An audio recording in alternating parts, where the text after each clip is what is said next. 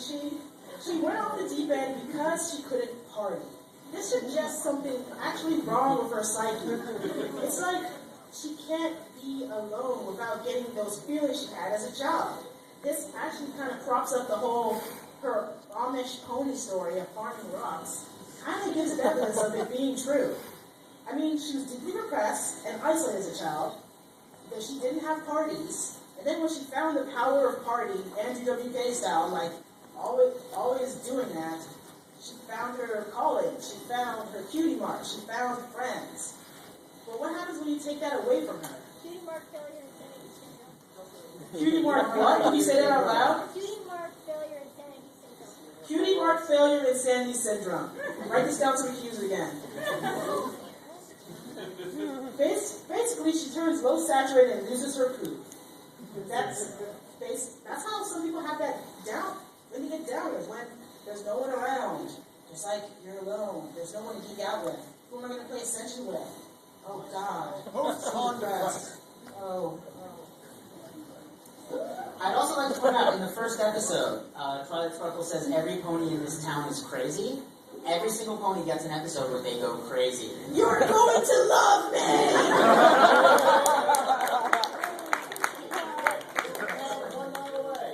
Not your school day. At the gala. Now, if you look forward to something too much and it doesn't go the way you want, you're going to get, well, depressed. Or kind of, it doesn't go how you expect. So be prepared for everything, kids. Don't put all your eggs in one basket. Disappointment's going to be there in life. And this is like one of the most important lessons that this episode teach. That, yeah, life is good. There's going to be lots of fun events. You're going to do fun things. You're going to know people. Someone's going to let you down eventually. And then you're going to get disappointed. And it's important because you need to learn how to deal with disappointment at a young age. And it keeps you a lot healthier, especially with teen years. God. And so learn what you can really count on, which is your friends. Because friendship is magic! Oh, yeah, now.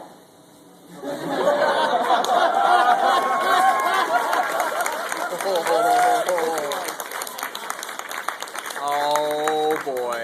That's amazing. I want to buy a poster back. Now, this is our debate session of the panel where we're going to have a debate and you guys can also chime in. For the record, neither of us knows what the other one is about to say. We know which sides we're on this debate, but that's it. And my side of the audience, do you see the light?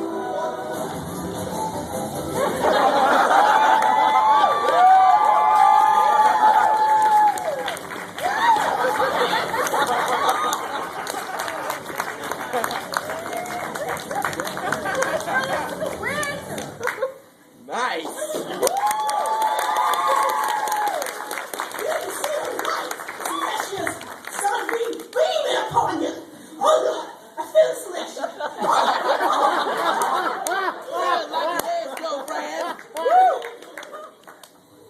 Now, since I have an actual argument and don't need a video and a bunch of flash and pizzazz to win my case, I'm going to go first.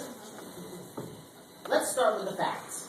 First of all, obviously, Princess Celestia is royalty. There's no sign of any kind of a parliament or anything. There's some other nobles, but basically, Celestia is in charge. When Nightmare Moon takes her out in the first episode, that is it. Nightmare Moon now rules. Without Celestia, there is no legitimate government in power. So as Louis XIV said, Celestia is the state. So she's the total dictator of Equestria, ruling as god, queen, and high priestess of her own religion. And then this one little town has what appears to be the only elected official in all of Equestria, the mayor. So Celestia lies in wait for that mayor to get old. The old gray mare, she ain't what she used to be, ain't what she used to be. So, what does Celestia do? She sends her hand-picked protege, speaker on behalf of royal authority, to undermine this dangerous little experiment in freedom, because no tyrant can permit that. What does Twilight Sparkle do? She undermines the mayor at every turn. Winter Rapid is the best example. Twilight Sparkle just seizes authority over the town's main cultural event, runs it with brutal, totalitarian efficiency, and makes the mayor look like a complete fool. That's only where Celestia's evil begins. Celestia knows she is untouchable. No one can say anything against Celestia. So she takes sadistic pleasure in screwing with herself. Look at Griffin the Brush Off. Even Rainbow Dash knows better than to prank Fluttershy, because that's just mean. Who does Celestia and her minion prank in Bird and the Who? Fluttershy. And that is nothing compared to how she treats Mr. and Mrs. Cake. They are terrified of offending their goddess, empress, high priestess, tyrant. So they struggle desperately to satisfy her. And what does she do? Does she put them at ease like the benevolent monarch that we're supposed to believe she is? Does she say, oh, it's okay? No, she trolls them for her own amusement. Another example. Swarm of the Century. Celestia is coming to visit. Twilight Sparkle is in a total panic. You know, probably she'll be executed if the town is in bad shape. Near the end of the episode, she suggests building an exact copy of Ponyville. This is clearly intended as a reference to Potemkin villages. Now, if you're not familiar with this term, there is a legend about Potemkin, who was a soldier in Tsarist Russia. I actually, while researching this panel, found out it's not true. I had always heard it as actual history. He was charged with improving the lives of the peasantry by Catherine the Great. He screwed around a bunch instead of doing his job, so when she came for inspection, he built fake villages and hired actors to play happy peasants. And they would race ahead of her. Each town she came to, they'd set up the fake village, have the happy actors, and take it all down, race to the next village while she came along.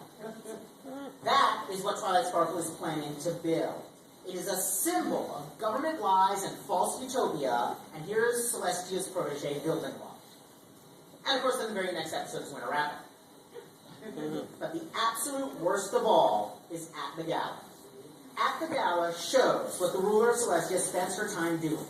Entertaining herself with elaborate Xanatos gambits to use her unwitting pawns to eliminate a tradition just because she personally doesn't like it, even though everybody else does. With absolutely no thought of how horrible that night is going to be for these innocent ponies. Let's face it, Celestia is a psychopath. And worst of all, she is ruler for life and apparently immortal. Unless someone can convince Twilight Sparkle and Luna to team up against her, and they'd probably create a regime that's even worse, her tyranny is eternal. I think you confuse tyranny. Don't you mean to say love? My Celestia, my Lord and Son.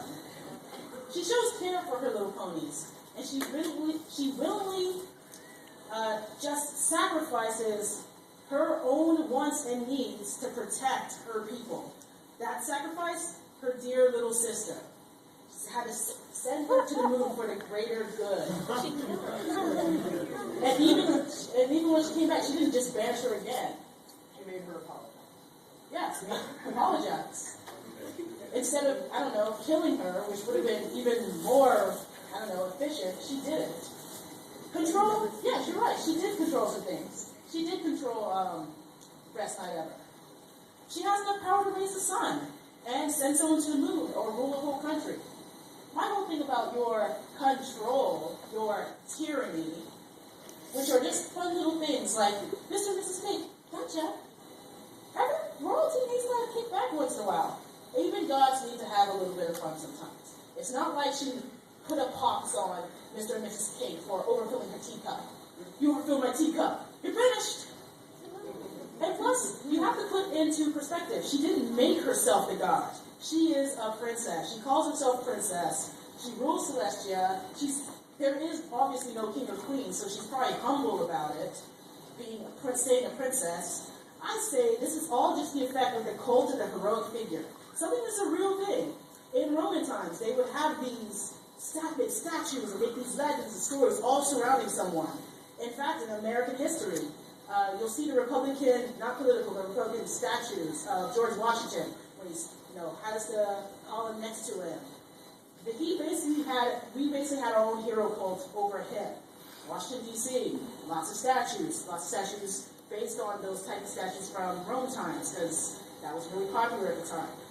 People made a cult around Celestia to make her have this god type of status. While she is humble enough and doesn't call herself a god, she's also a pony. She calls her subjects ponies. She doesn't call them slaves or serfs or followers. And she's been alive for at least a couple of millennia. People tend to revere old things. Like, say if this laptop is an ancient laptop from like all the way from 1980. Oh my God! Only DOS? Not even DOS?